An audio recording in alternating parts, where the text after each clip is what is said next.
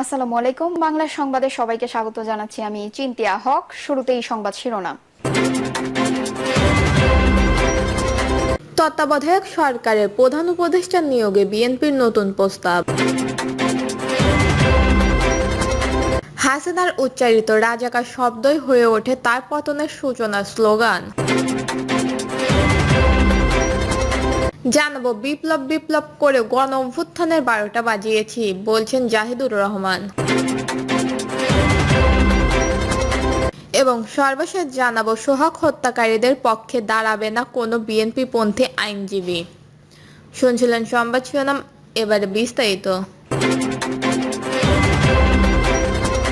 তত্ত্বাবধায়ক সরকারের প্রধান উপদেষ্টা নিয়োগে বিএনপির নতুন প্রস্তাব। তত্ত্বাবধায়ক সরকারের প্রধান কে হবে তা নিয়ে নতুন কয়েকটি প্রস্তাব দিয়েছে বিএনপি। রোববার রাজধানীর ফরেন সার্ভিস একাডেমি জাতীয় ঐকমত্য কমিশনের সাথে আলোচনা শেষে সাংবাদিকদের তিনি এই সব প্রস্তাবের কথা তুলে ধরেন দলটির স্থায়ী কমিটির সদস্য সালাউদ্দিন আহমেদ। তিনি বলেন, তত্ত্বাবধায়ক সরকার ব্যবস্থা জুডিশিয়ালকে বাদ রেখে তার আগে কয়েকটি বিকল্প প্রস্তাব রাখা হয়েছে কিনা এই ব্যাপারে সবাই একমত এবং তত্ত্বাবধায়ক সরকারের ব্যবস্থা পুনর্বহালের ক্ষেত্রে দ্বিমত সারা জাতির মধ্যেই নাই। কিন্তু সেই তত্ত্বাবধায়ক সরকার ব্যবস্থার আগে পুরোটাই হচ্ছে জুডিশিয়াল নির্ভর। তো সেই জন্য সেই জুডিশিয়ালি নির্ভর প্রস্তাবগুলোর বাইরে যদি কয়েকটি প্রস্তাবে আমরা আগে একমত হতে পারি সবাই মিলে, তাহলে জুডিশিয়ালিকে বিতর্কের বাইরে রাখা যায়। সালাউদ্দিন আহমেদ বলেন, তত্ত্বাবধায়ক সরকারের দায়িত্ব রাষ্ট্রপতিকে রাখা ঠিক হবে না।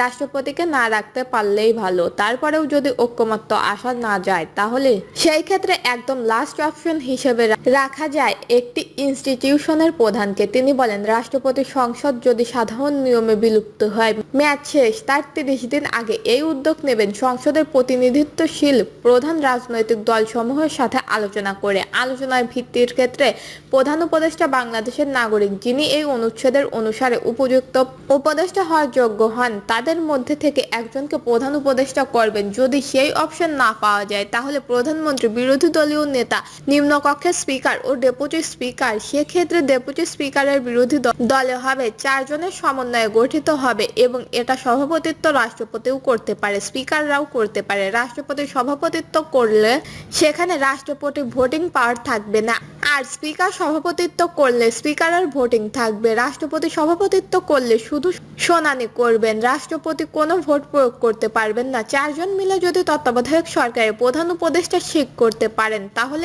এখানে এটা সম্ভব হবে। হাসিনার উচ্চারিত রাজাকার শব্দই হয়ে ওঠে তার পতনের সূচনার স্লোগান। সরকারি চাকরিতে কোটা সংস্কার নিয়ে 2024 সালের জুলাই মাসে সারা দেশ উত্তাল ছিল। এই আন্দোলনকে দমাতে তৎকালীন ক্ষমতাসীন দল আওয়ামী লীগ সরকার তাদের পেটুয়া বাহিনী, ছাত্রলীগ, যুবলীগের পাশাপাশি পুলিশ বাহিনীকেও ব্যবহার করে। এদিকে কোটা সংস্কার আন্দোলনের অংশ নিয়ে নিহত হয়েছে অনেক শিক্ষার্থী ও সাধারণ মানুষ।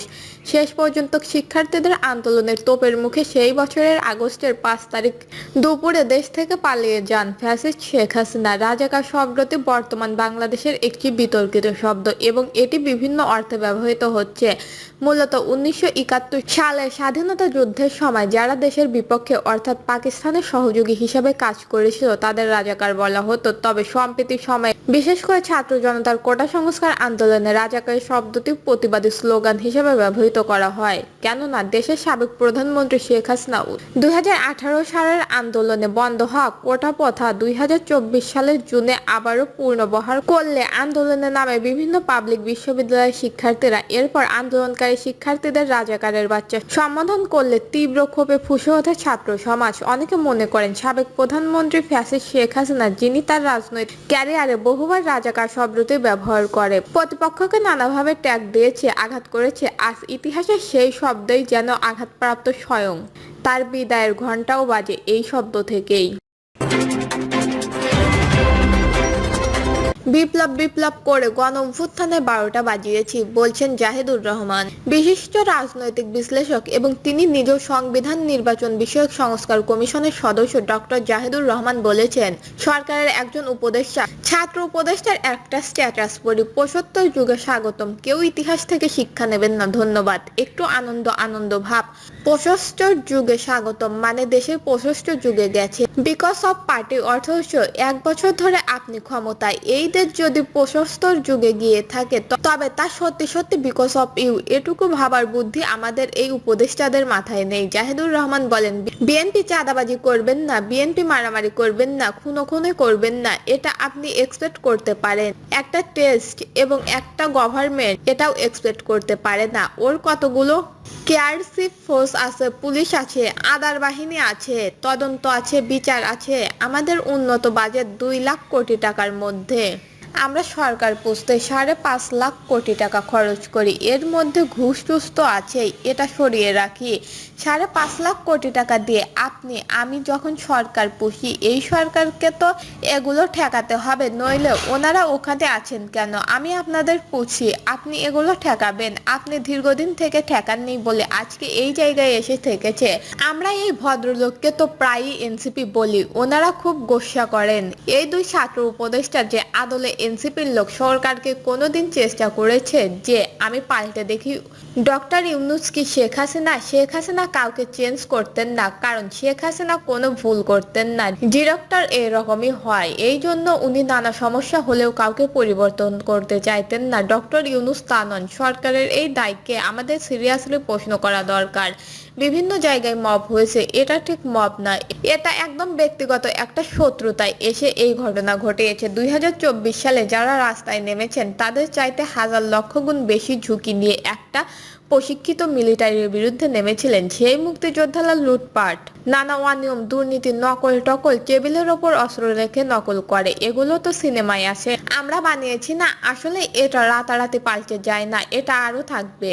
বাংলাদেশের ইতিহাসে সম্ভবত এর থেকে বেশি সমর্থন নিয়ে কোনো সরকার তৈরি হয়নি, জানে এই রাজনৈতিক বিশ্লেষক বলেন। প্রত্যেকটা রাজনৈতিক দল গণ অভ্যুত্থানের সময় যারা মাঠে ছিল, সাধারণ জনগণের মাঝেও ডক্টর ইউনূস আসায় আমি মনে করি কোনো প্রশ্ন ওঠেনি, এবং একটা জায়গায় হি ওয়াজ ভেরি সাকসেসফুল। শুরুর সময়টাতে বিশেষ করে ভারতের যে তীব্র চাপ তৈরি হতে পারত শেখ হাসিনা পরবর্তী সময়, যেটা ওনার মতে একজন বিরাট ফিগার থাকায় হয়নি। তিনি বলেন, বিপ্লব করে আমরা আসলে এই গণ অভ্যুত্থানের ১২টা বাজিয়েছি। এটা বিপ্লব নয়। বিপ্লব হতে প্রবলেম কোথায়? ধরুন বিপ্লব, ধরুন আপনি গণ অভ্যুত্থান যখন হয়েছে, একটা পতন হয়েছে, আমরা কিছু সংস্কার, কিছু পরিবর্তন করব। আমরা এই পরিবর্তন করে এই দিকে হাঁটা শুরু করব। মুহূর্তে আপনি শুনতে পেলেন, এই সংবিধান ফেলে দাও। কেন শপথ সে শহীদ মিনারে হয়নি? আগে হয়নি তো কি হয়েছে? এখন গিয়ে হওয়াও। এই করতে করতে মাঠটাকে নষ্ট করে ফেলা হয়েছে। গণ অভ্যুত্থানের সুফল পাওয়ার জন্য যা যা করা দরকার ছিল, এই জিনিসগুলোই আসলে এটার জন্য দায়ী। এই সরকার এই জিনিসগুলো আসলেই ঠিক মতো হ্যান্ডেল করতে পারেনি। দর্শক, এই ছিল এখনকার সর্বশেষ নিউজটি ভালো লাগলে একটি লাইক দিন, কমেন্টে আপনার মতামত জানান এবং আমাদের পাশে থাকার জন্য বেল বাটনটি অন করে রাখুন। ধন্যবাদ।